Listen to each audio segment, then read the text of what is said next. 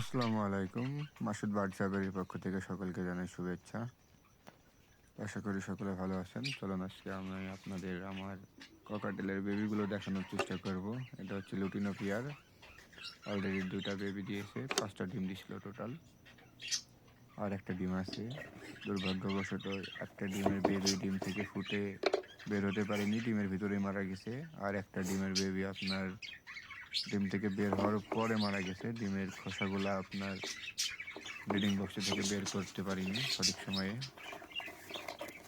তো ওই যে যেটা আপনার বেরিয়ে গেল, এটা হচ্ছে আপনার লুটিনো নর।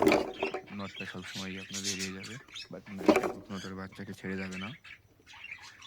দেখেন আপনাদের বাচ্চা দেখানোর জন্য কি পরিমাণ ঠোকা খাওয়া লাগে আমারে। তো ২ টা বেবি মাশাআল্লাহ অনেক হেলদি আছে, কারণ তার মারা খুব সুন্দর ফিডিং করাচ্ছে তাকে।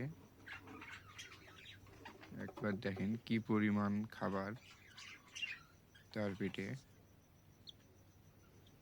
মাশাআল্লাহ বেবিগুলো অনেক সুন্দর অ্যাক্টিভ।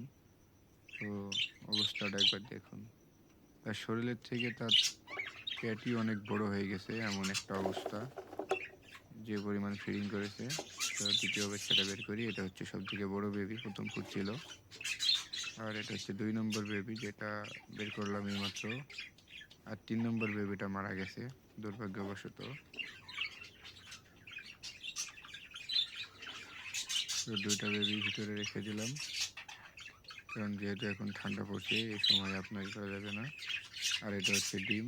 দেখছি ডিমটা আপনার এখন পর্যন্ত ব ফোটার কোনো আগ্রহ দেখাচ্ছে কিনা।